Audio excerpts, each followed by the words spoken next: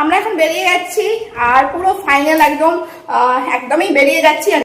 Hello guys and welcome back to my channel Rakai vlog. আশা করি তোমরা যে যেখান থেকে আজকে এই ভ্লগটা দেখছো তারা সবাই খুব ভালো আছো, সুস্থ আছো। আমরাও সবাই খুব ভালো আছি। আর অবশ্যই বেড়াতে এসেছি যখন তো মন ভালো রাখতেই হবে। হ্যাঁ, আগের পার্টে তোমরা তো দেখেছো যে আমরা হাওড়া থেকে কিন্তু সরাইঘাট এক্সপ্রেস ধরেছি, আমরা রওনা দিয়েছি, একটা জার্নি শুরু করেছি।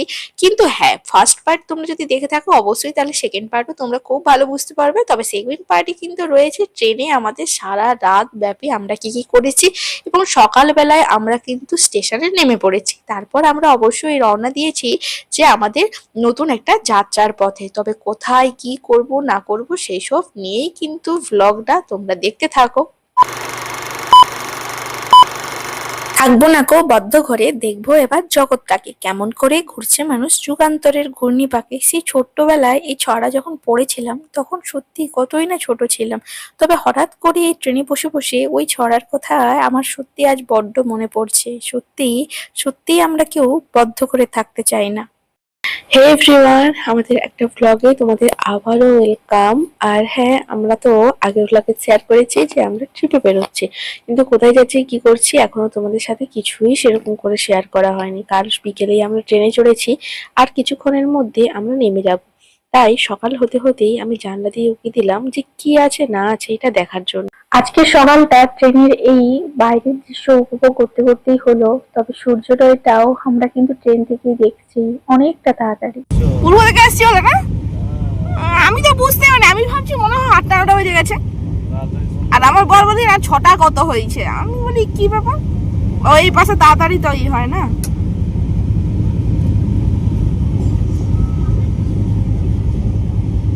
Good morning. আজকে সকালটা একটু অন্যরকম, পাহাড় দিয়ে শুরু হয়েছে, প্রকৃতি দিয়ে শুরু হয়েছে।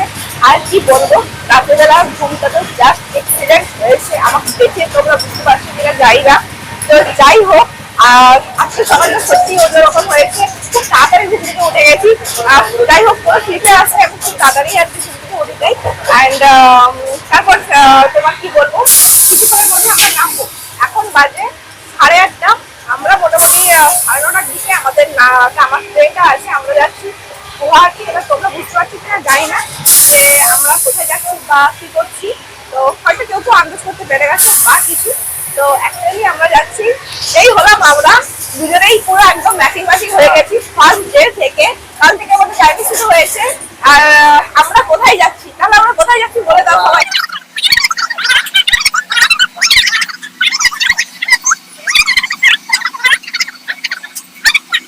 Welcome to Meghalaya.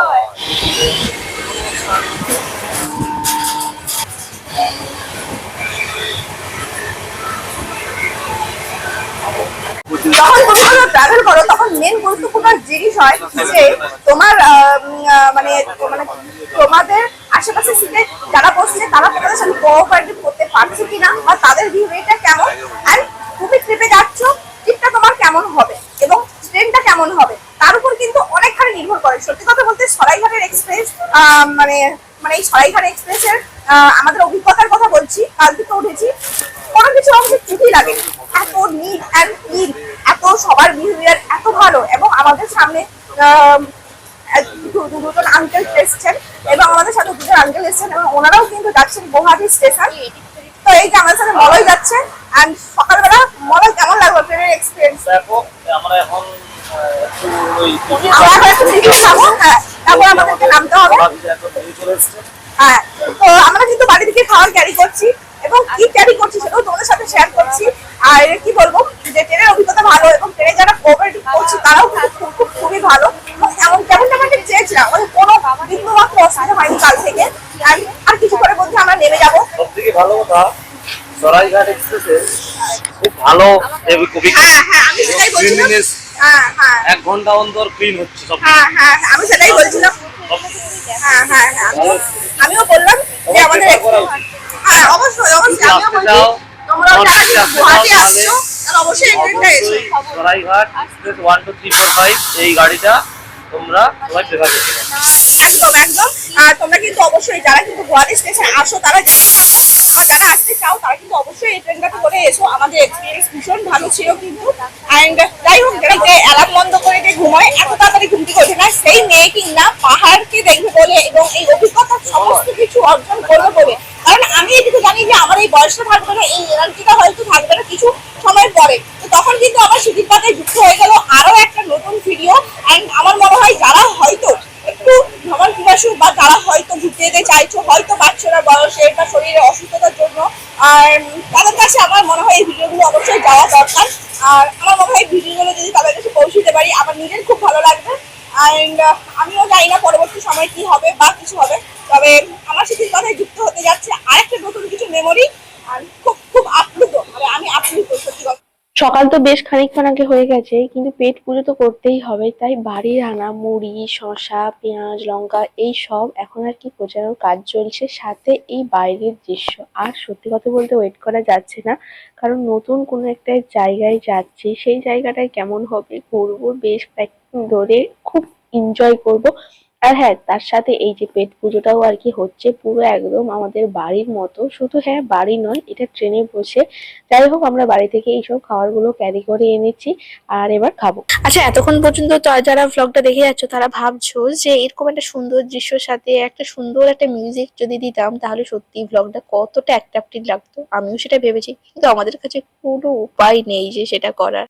সকালের খাওয়া দাওয়াটা আমরা তো ট্রেনেই সেরে নিয়েছি, তারপরে গুয়াহাটি স্টেশনের পৌঁছানোর ঠিক আগের মুহূর্তটা এরকম একটা সুন্দর দ্বীপ, বিল, খাল, তোমরা যে যা ইচ্ছে বলতে পারো, তবে আমরা উদ্ধার করতে পারিনি।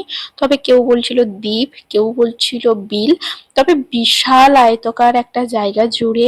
আর আমরা দেখার পর আমাদের রিয়াকশনটা সত্যি অন্যরকম ছিল, তবে কিছু সাউন্ড ইস্যুর জন্য আমি দিতে পারছি না সাউন্ডগুলো, তাই আমাকে ভয়েস ওভার করে দিতে হচ্ছে। আর এই যে ঘাস ঘাস যে অংশটা দেখতে পাচ্ছ, ওটা কিন্তু এই বিলের ওপরেই কিন্তু পুরো ছেয়ে গেছে।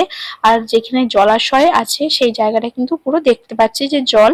আর এই যে সবুজ যে অংশটা, ওটা কিন্তু পুরো বিলের উপর পুরো ছেয়ে রয়েছে আর কি। মানে সত্যি, মানে যখন আমরা রিয়েল দেখছি তখন এক অনুভূতিটা আলাদা রকম। আর আমরা সবাই জাস্ট ওই জানলা দিয়ে একসাথে দেখার সেই যে একটা আনন্দ। আর এই যে আমাদের ট্রেনের আমাদের মানে যে আমরা কোঅপারেট যারা করছিলেন আর কি আমাদের সাথে, তা ওনারা ওখানকারই, তাই ওনারা খুব সুন্দরভাবে কিন্তু আমাদেরকে বুঝিয়েও দিচ্ছিলেন। আর এখানে একটা ব্রিজ রয়েছে, পুরো ব্রিজটা রাউন্ড করবে এই দ্বীপটা, ঠিক আছে?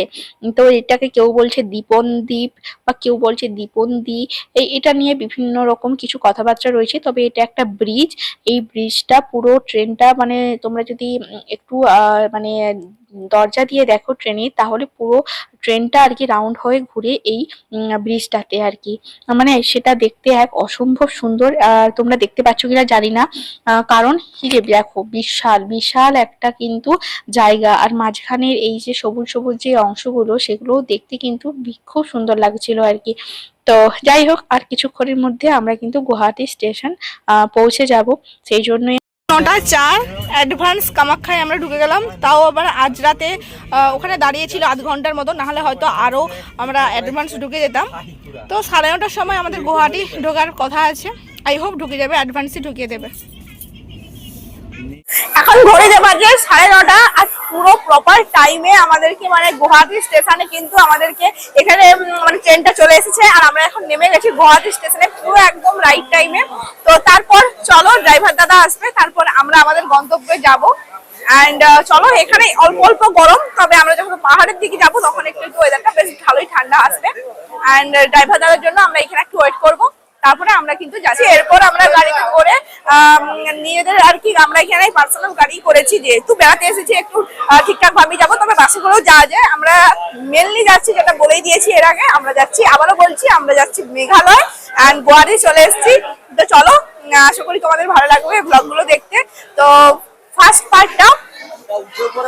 পার্টটা কিন্তু এখানে শেষ করছি, সেকেন্ড পার্ট এখান থেকে আবার স্টার্ট করলাম।